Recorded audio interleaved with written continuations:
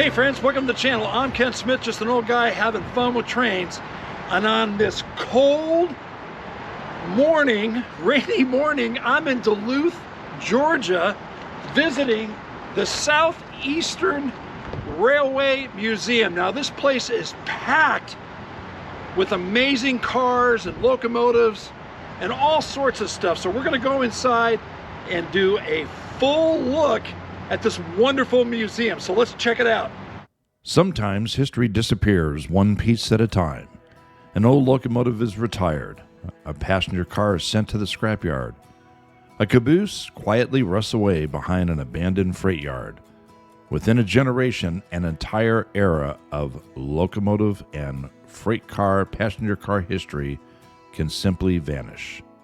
But every now and then, a handful of determined people refuse to let that happen. Just outside Atlanta, Georgia, sits one of America's premier railroad museums, a place where more than 100 pieces of railroad history have been rescued from extinction. Today we're visiting the Southeastern Railway Museum in Duluth, Georgia, to discover how one small volunteer organization grew into Georgia's official transportation history museum.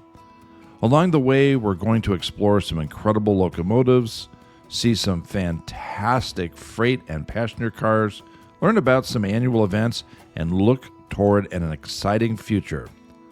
So, let's begin our journey that starts over half a century ago. Hey friends, I'm here with Ora at the Southeastern Railway Museum, and he's going to tell us a little bit of a backstory on how the museum got started. So go ahead and tell us that. Well, a group of gentlemen from the railroad industry got together in the 1950s, and they started the National Rail Historical Society Atlanta branch here in the area, and they started to receive cars from the different railroads because it was cheaper for them to donate them than to scrap them. So they donated all of these cars and these engines and steam engines here that you're able to see today. They were in various locations around the Atlanta area. They were down the road about 20 years ago here, about a mile and a half away. And then this property became available. They used to build the cars that transport automobiles here. And they also built big boilers here. So it was vacant for many years, and we received this property and brought all of our toys over here. A lot of them which we can now have undercover and protect from the elements. So I find that kind of interesting that it actually costs the railroad more to scrap something than to just give it away. So when they give it away, do they bring it right to your doorstep, or do you have to make arrangements to acquire it and move it on your own? Well, they make arrangements to bring it here for us. That sounds like a live one going by. And then we have to make arrangements with Norfolk Southern. That's their line out front, and then they back it in here for us. And we have a number of diesel engines here which we're able to move the cars around with as well. And so were the diesel locomotives also donated by various railroads? Or? Yes. Okay. Yep. Now, I'm a logging modeler in ON30, and saw this Heisler, which is like super rare, and you'll see some close-up footage of that later. But how did you acquire this? Well, this came from the Campbell Limestone Quarry. And they also donated a wagon in the back, a horse-drawn wagon. When they donated this, it was running, and we parked it in here, and it's one of our highlighted steam engines here, just to show, you know, the smaller wheels, and the engine is made to pull a lot of weight. Used in the logging industry. They did make these in different sizes, different scales, down to the 3-foot narrow gauge size as well. And this is a standard gauge one. This is a standard gauge, and they would use these in lumbering and also mainly this one in rock quarries. Now, you also do a lot of filming here. So there's a lot of commercials and some movies and artists posing. Tell me a little bit about that. Well, if you go on YouTube and put in Capital One, All Aboard, you're going to see a commercial that was filmed here for Capital One. You'll see Gladys Knight, Charles Barkley, Samuel Jackson, and Spike Lee. And they used our dining car as well as this car in the shot, the Superb. And Netflix has been here, Marvel Studios has been here, 20th Century Fox was here a couple weeks ago filming for the series Will Trent. Okay. So they filmed in 3 or 4 different cars here as well. Wow. Spider-Man, Tom Holland was here for a photo shoot for Esquire magazine. They filmed pieces of the movie Till here as well. Okay. So we've seen some pretty high-end stars. Whoopi Goldberg's been here. Oh, wow. So yeah, and you've also got some very unique cars. Like, as an example, you've got a particular observation car that has hosted several presidents. Tell me a little bit about that, how you acquired that. Well, again, when the railroads needed to get rid of a car, of course, they donated this car to us. And when we got into this car, we cross-referenced the serial number on the electrical panel. And we found out that it was the Superb. It wasn't supposed to exist anymore. It was in an accident and it was repaired, but they had lost track of it. And it had been renamed. And this particular railroad, I believe the Atlantic Coastline Railroad, used it as an office at their facilities. And over the years, they just forgot. Wow. And so when they donated it, we found out this is the Superb. This car was, we've done a lot of research on this car. It was used by President Taft when it was brand new. It was built in 1911. It was also used by President Wilson. He and his second wife went on some nice trips in it. And primarily used by President Harding. He traveled all over the country campaigning because he wanted to get reelected in 1924. Right. But on the return trip in 1923, he had a stroke and he passed away. So they brought his body back on this car as well. A number of other important folks have used this car as well. Thomas Edison, a famous Polish music composer as well, and a number of other high dollar individuals. Wow. So there's amazing history on that car. We're going to see the full inside of that car here later on in the video, so make sure you stay tuned. So, Ora, what kind of plans do you possibly have for a museum? I realize that things might be evolving and ever changing, but what are some things that you might have on the horizon?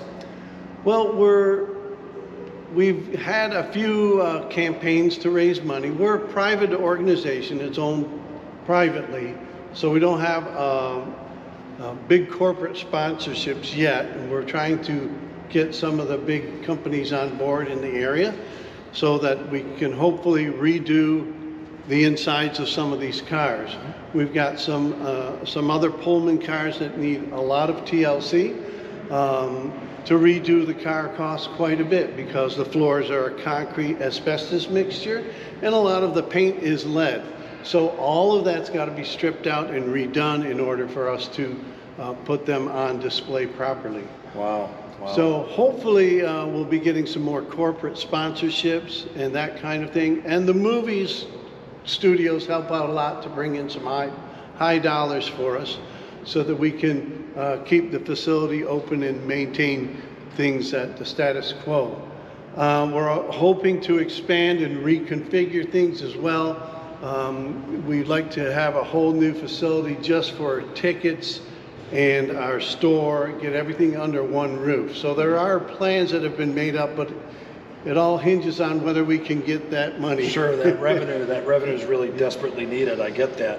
So, and you obviously offer train rides both in one-to-one scale, but then also some miniature scale. So I saw that out in the grounds, even though they're not operating at the moment, because just based on the time of the year that I'm here, but you offer that as well, don't you? Yes, we have some miniature trains built by the Miniature Train Company in 1957.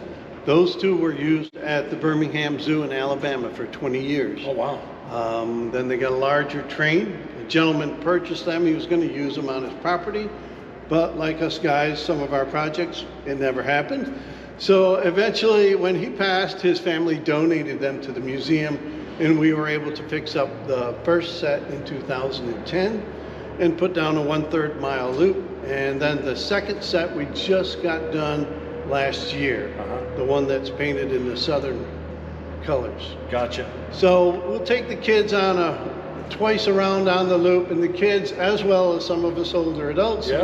we love that because it harkens back to the days when we were little kids. Absolutely. They were used in a lot of the zoos and the theme parks across the country back in the day. Yep. There's maybe 50 to 60 of these engines left. Wow, wow. They're fantastic. I know that when I saw them, it brought back childhood memories, and well, you know, that was back in the 60s. So Yeah, yeah, me too. Yep. So anyhow, well, listen, Aura, thank you so much for just spending a few minutes with me. I'll throw a link in the description so that you guys can further see the museum's website and plan your visit here accordingly. Aura, Yep. thank you so much. Have a great day. You too. Aura mentioned in the interview that there was a lot of railroad history here, and that's true.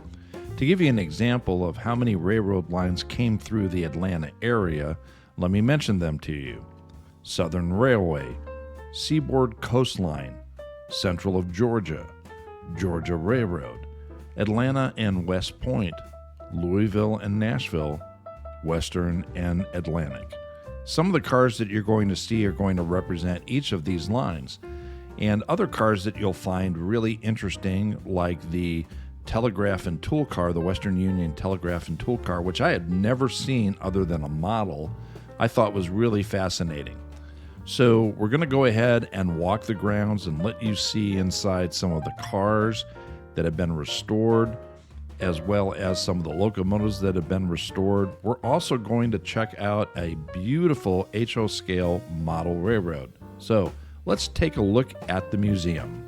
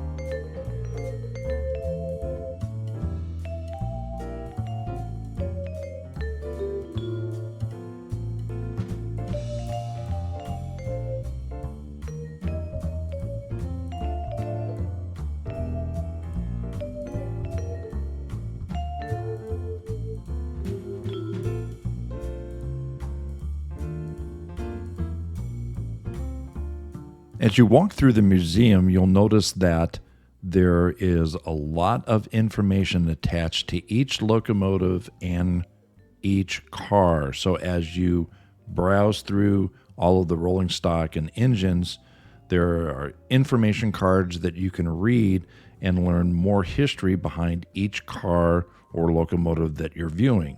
Also, the museum sports a lot of fantastic displays in reference to other railroad paraphernalia, railroad items, railroad dishes, and other things that are associated with each of the individual railroad lines that represented the era. You'll also see fascinating taxis and fire equipment throughout the entire museum, and that's the area that's enclosed. Once we get outside, you'll see even more rolling stock. In fact, I thought the stuff that was sitting outside was absolutely fantastic.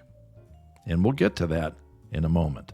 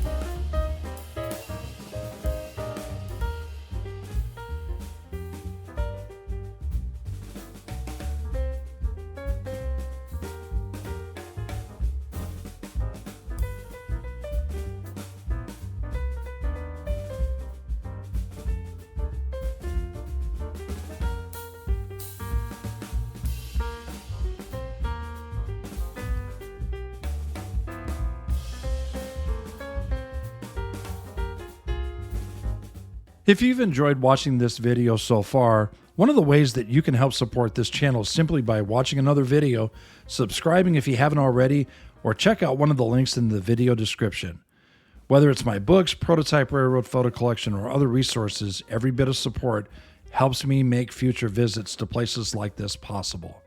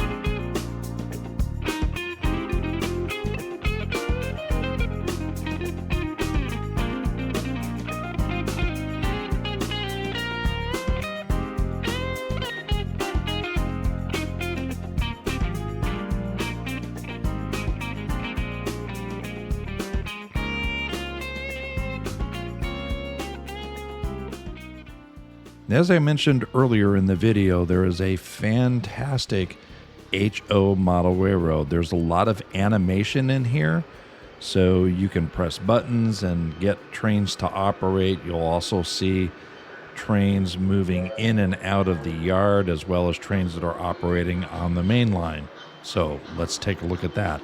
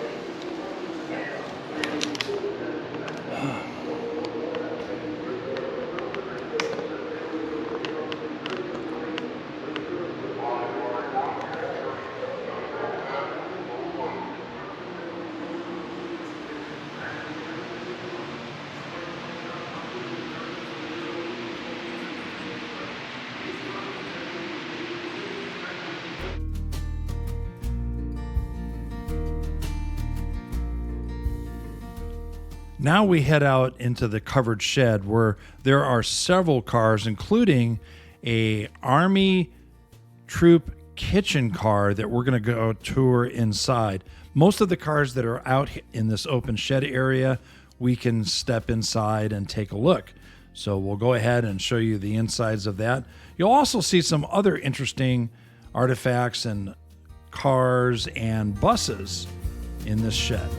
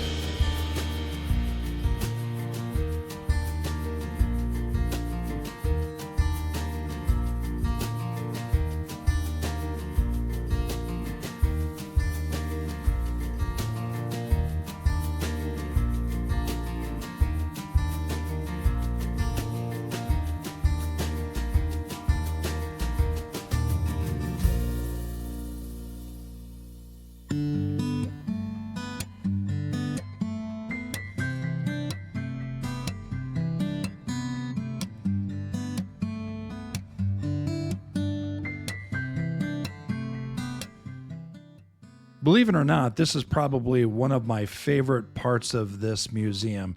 Just seeing all of these rusty freight cars and maintenance of way cars just loaded with patina and weeds surrounding them. I just love the look of this. And this is a great thing to model if you model a more modern era and you're looking for some inspiration. This is actually a really cool thing to try to model.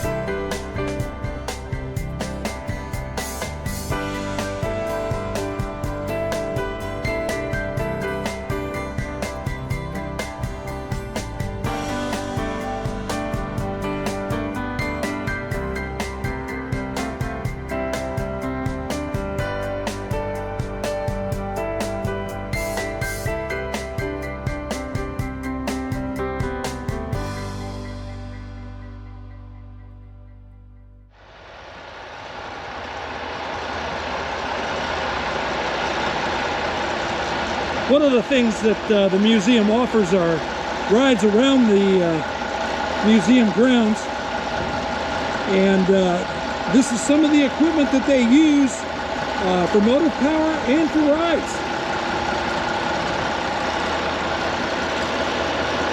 So when you're down here, make sure you take a train ride, because you can even ride in an extremely rare caboose.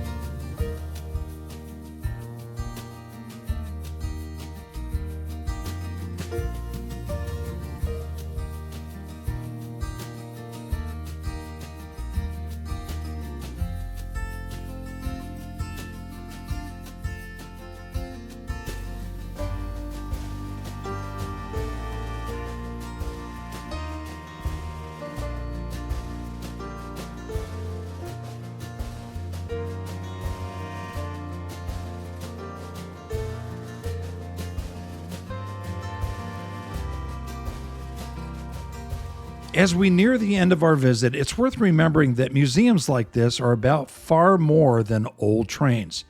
They're about preserving stories. Every locomotive represents thousands of railroad workers. Every passenger car carried families beginning new chapters in their lives. Every caboose reminds us of a time when railroads connected nearly every community across America. The Southeastern Railway Museum ensures those stories are not forgotten. If you'd like to learn more about the museum, plan your own visit, or see a current schedule of events, check out the link to their website in the video description below. And if you've enjoyed coming along on today's journey, one of the best ways you can support this channel is simply by watching another video, subscribing if you haven't already, and checking out the links in the description. Whether it's my books, Prototype Railroad photo collection, or other resources, every bit of support helps make future visits to places like this possible and allows me to continue sharing railroad history with all of you.